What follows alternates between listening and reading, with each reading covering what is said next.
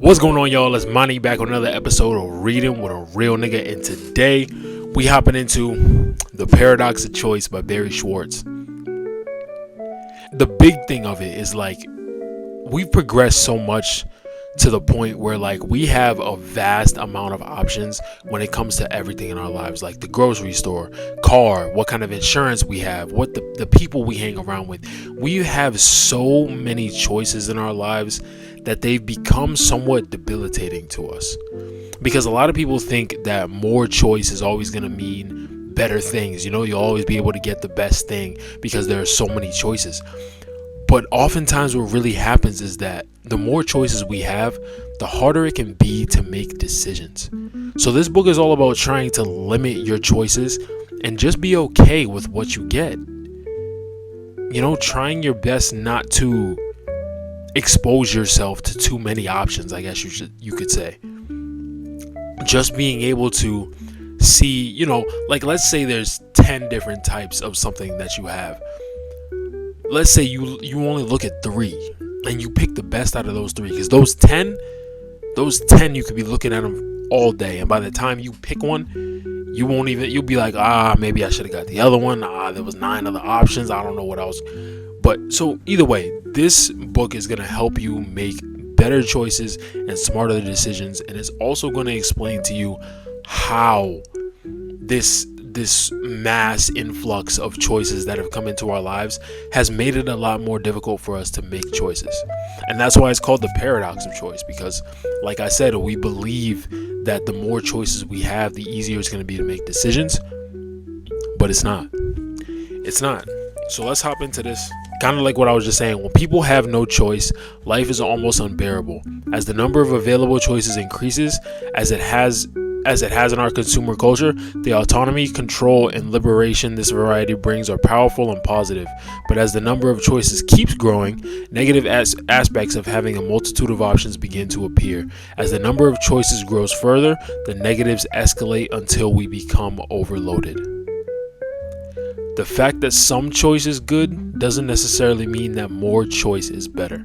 There's a cost to having an overload of choice. That's what I was just saying. We always think that the more choices we have, the better off we're going to be. And that's not true. It's really not true, because it makes it a lot more difficult for us to make choices. Well, a majority of people want more control over the details of their lives, but a majority of people also want to simplify their lives, which is the paradox of our. So it turns out that many people, though happy about the availability of telephone choices or electronic choices, don't really make them. They stick with what they already have without even investigating alternatives. So what is being said right here is that regardless of the fact that we have so many options available to us, more often than not, we're going to stick to what's familiar. That's why so many people, if you have, what they say, if you have a telephone carrier that your family uses, your parents use, there's a low chance you're going to switch that. If your family has been using Verizon for X amount of years, there's a low chance you're going to switch over to T-Mobile whenever you start, paying your phone bill and having your own thing. So more often than not, we think that having all these choices is going to be better.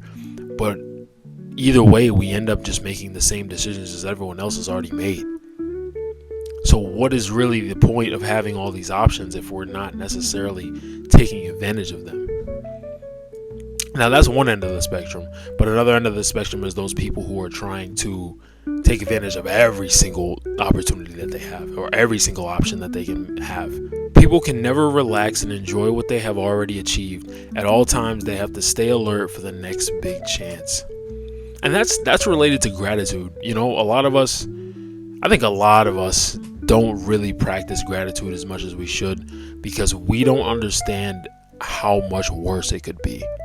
We make these small little steps, and people always lowball what they've done. It's like, that was okay or whatever, but you don't understand the gravity of a lot of the moves you make and a lot of the things that you do, because it could always be a lot worse.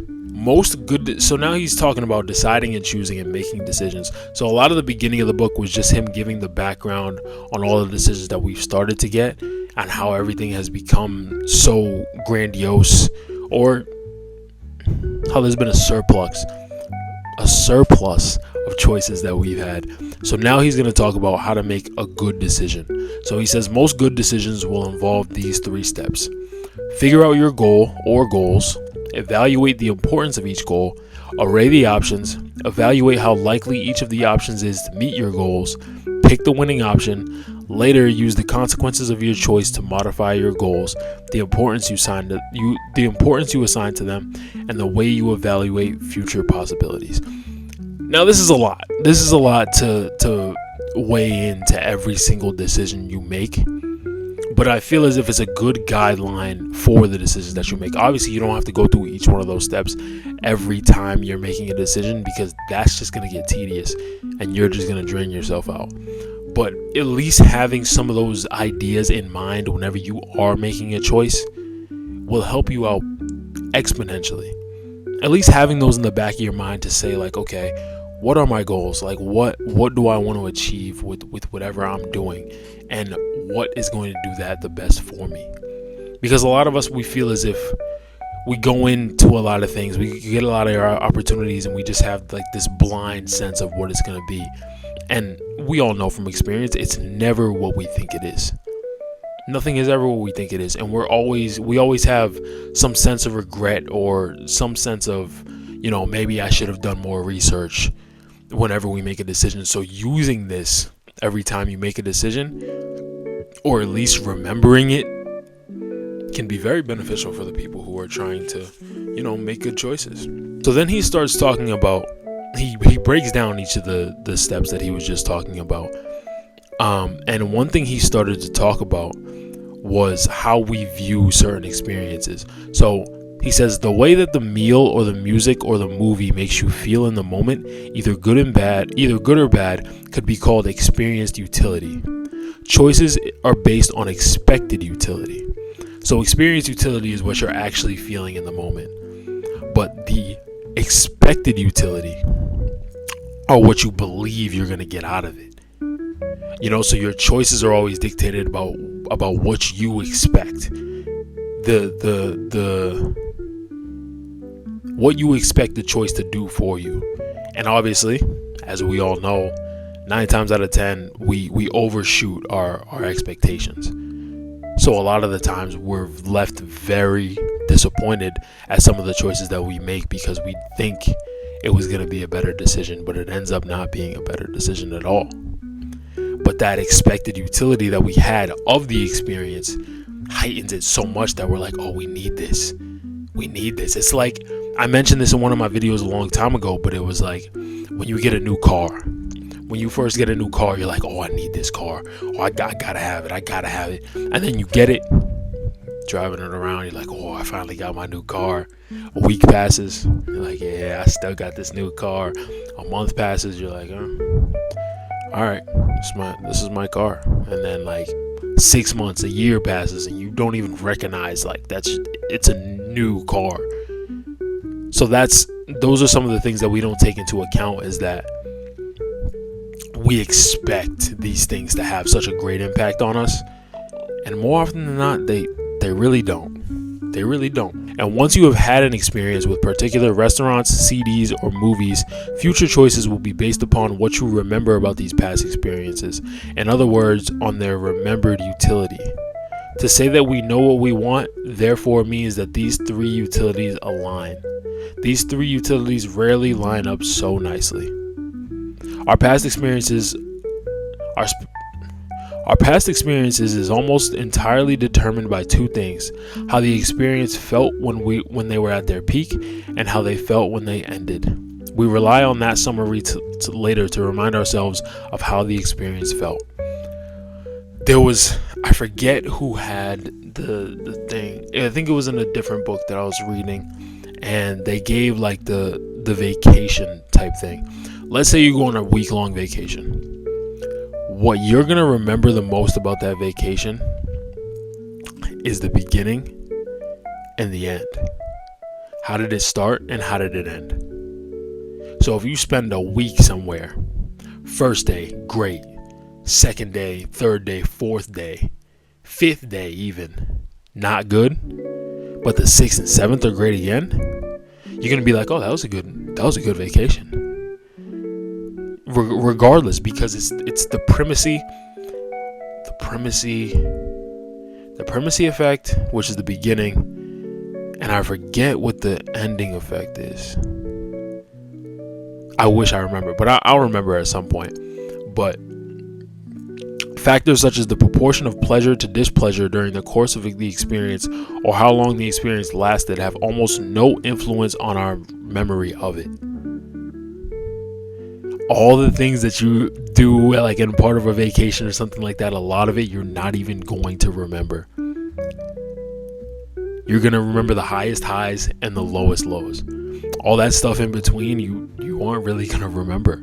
We evaluate positive experiences on the basis of how good they feel at their best and how good they feel at the end. Neither our predictions about how we will feel after an experience, nor our memories of how we did feel during the experience are very accurate reflections of how we actually do feel while the experience is occurring.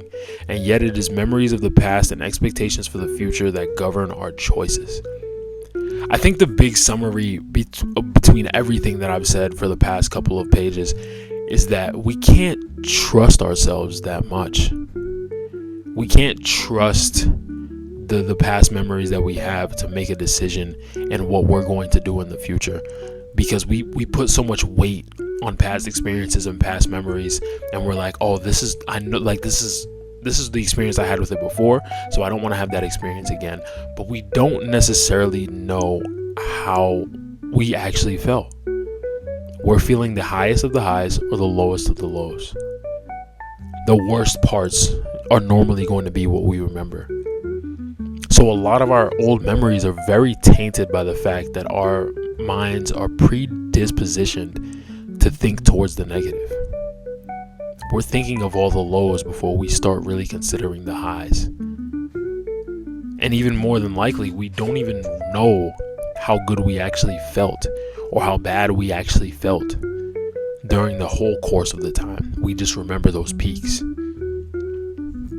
So all in all, trust yourself a little less. It's kind of crazy to say, because we should be trusting ourselves as much as we want, as much as we can. But sometimes you can't trust yourself as much. Sometimes you have to throw out your memories to make new choices, and make new decisions. Sometimes you have to throw out all the memories of the past and just go into something with a fresh mind, a clear mind. Obviously, a lot more difficult than it is done. More difficult to be said than it is to be done. But those are some of the things that can really benefit you when it comes to making new choices and not being hindered by past negative experiences. This is about, okay, so in this portion he was talking about secondhand information. You know how when, let's say you're considering buying a car, right? And you're hearing everywhere that, like, oh, a Kia is a great car. You know, they never have issues or anything. People never have difficulty getting Kias.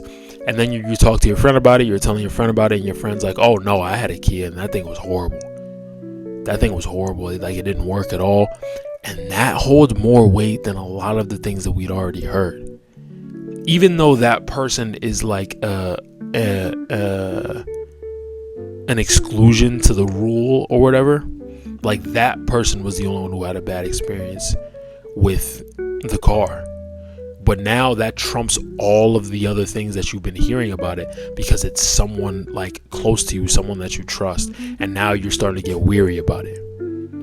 But the one thing that a lot of us have to understand is that there are always going to be outliers to everything.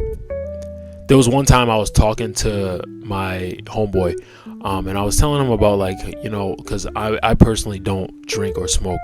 So I've always been like, okay, I want to find a woman who doesn't drink or smoke. And he was like, why? You know what I mean? I was like, partially because that's part of my lifestyle, and that's how I want my girl to be living her lifestyle. But on top of that, I also don't want to expose my children to anything like that. And he was like, well, do you think that solely because you don't drink that your kids wouldn't? And I was like, I don't know. And he goes, my parents didn't drink a lick of alcohol or smoke or anything, and I do both. You know, but and like he had me like it for a second. I was like, oh, well, Okay, but then I thought about it. I was like, okay, he's one of the outliers to the rule. Maybe, and I don't even know what the actual rule is, because who knows if there actually is an effect on whether or not your parents drink, or whether or not parents drink, then their kids drink. But if there was any type of relationship and the relationship was positive as I thought it was, he would be an outlier to that. But I don't know personally. I have no idea. But that was one thing that resonated with me when I was hearing about it, because I had started to sway my opinion, because I had believed so strongly that if I wasn't to expose my children to drinking or smoking, that they wouldn't feel inclined to do so. As options increase, the effort involved in making decisions increases, so mistakes hurt even more. Thus, the growth of options and opportunities for choice has three related unfortunate events. It means that decisions require more effort, it makes mistakes more likely, and it makes the psychological consequences of mistakes more severe. So having more choices leads us to expending more energy, which means that the choice we make, we will often regret more. Is there really anything else that I have to say about that? One thing that's popping into my head right now is, think about the cheesecake menu. The Cheesecake Factory, if anyone's been to the Cheesecake Factory, they got about 100, maybe 150 things on their menu. And whenever you choose something, you see that plate come out, you see somebody else's plate come out, you're like, damn, I should have got that. It's actually a thing at like every restaurant, because think about how like sometimes the regret, especially if your food isn't good, think about the regret you have after you see someone who has food and it's really good. You're like, oh, I got to get that next time. And you feel bad because you're like, damn, I could have picked that all along. So having all those choices isn't necessarily going to be, and I think that's why a lot of chefs, like at least from when I've watched like Gordon Ramsay, he always promotes like a smaller menu. He always promotes like a short and sweet menu. They don't have a lot of options. They just have that. Partially because that probably makes the dishes come out better, because chefs don't have to worry about making a lot of different dishes. But it also leaves people being more satisfied because there was less choice. They had less decision and less strain on their minds when they were making that choice. Damn, I just pulled that all together right there. I didn't even draw that connection until right now. That's kind of crazy. Okay, all right. The very wealth of options before us may turn us from choosers to pickers. A chooser is someone who thinks actively about the possibilities before making a decision. All a picker can do is grab this or that and hope for the best. There's two different types of people. There's maximizers and there's satisficers. If you seek and accept only the best, you are a maximizer. Maximizers need to be assured that every purchase or decision was the best that they could make.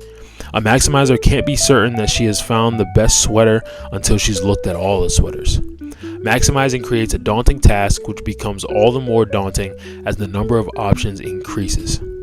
The alternative to maximizing is to be a satisficer. To satisfice is to settle for something that is good enough and not worry about the possibility that there might be something better. She searches until she finds an item that meets those standards, and at that point she stops. So you can already start to see the pros and cons of being a maximizer or being a satisficer. Sometimes being a maximizer isn't a bad thing. And it's not even inherently a bad thing. Like being a maximizer or being a satisficer isn't necessarily a bad thing. But based off of everything that I've been talking about, you can see how maximizing can lead to very detrimental side effects. You start to get all this choice. You have all these choices. You have all these options in front of you. And there's so much strain going on in your brain that even when you do make a choice, you're still thinking about the other choices you could have made. And then on the flip side, when it comes to satisficers, they're settling for good enough. And a lot of people think settling is a bad thing. One thing we have to understand is that most of us are going to just be average. Most of us are going to have an average house, an average job, an average car, average lifestyle. Most of us are going to be average. So settling is not necessarily settling. It's getting what most people get. So why are people so upset that they're getting with what most people get? It's because everyone wants that. It goes back to status. If you haven't seen the last video about status anxiety, go back to that, because I'm not getting in that bag right now. This video is already getting too long, dog. Bro, I love when all these like stories and things start to really come together, because I love drawing comparisons between the books. This is so good. This is so good. All right. Maximizers might do better objectively than satisficers. They tend to do worse subjectively. These are some options. These are some things that he starts to talk about in terms of making choices, like how to remedy your choice making and decision making, and how to make the best decision and not have to regret it. So here we got choose when to choose. What is most important to us most of the time is not the objective results of decisions, but the subjective results. If the ability to choose enables you to get a better car, house, job, vacation, or coffee maker, but the process of choice makes you feel worse about what you've chosen, you really haven't gained anything from the opportunity to choose. You can make it a rule to visit no more than 2 stores when shopping for clothing, or to consider no more than 2 locations when planning a vacation. Some things like that, limiting your choice. You know, we go into the mall and we have so many different stores to go into that we feel as if we're never gonna find something, or we're never gonna find that perfect thing. Just go, set your sight before you even get there. And you can apply this to any part of your life. Just set your sight on what you're gonna get, what you're gonna do, and what you actually need. It's going back to those rules that he was setting out in the beginning. You know, understand your goals and what you want to achieve. And once you find something that meets your goals and meets your standard, take it. There's always going to be something better objectively. But subjectively, I don't know. We don't know. You don't know what there's going to be that's better subjectively. And the more you try to search for that and look for that, the less you're going to be satisfied with the choices that you've already made. So now we got number 2, be a chooser, not a picker. Choosers are people who are able to reflect on what makes it like, on whether perhaps none of the options should be chosen, on whether a new option should be created, and on what a particular choice says about the chooser as an individual. When faced with an overwhelming choice, we are forced to become pickers. Good decisions take time and attention. Take your time. Take your time. You don't have to make decisions so quickly. I know we feel like there's a lot of pressure on us to make decisions quickly and to be able to, you know, go. But we don't have to do that. Take your time with your decisions. Limit your options. Limit it down to a couple options and take your time. Do your research on each option that you want to pick so you can feel confident. You're always going to feel regret about some of the choices that you make, but you can understand that you made the best decision possible from your knowledge at the time of when you did it. So last thing I'll say, learning to accept good enough will simplify decision making and increase satisfaction. The paradox of choice, people. The paradox of choice. If you want to read that whole book, go find it. I don't think it's very expensive. I tend to buy really cheap books. It's got to be $20 or less. It has to be. It might even be less than 15. But yeah, try that book out. And I appreciate y'all chilling here with me. This is a longer video today. I gotta edit it like right now. But I'm so tired. But either way, I appreciate y'all rocking with me.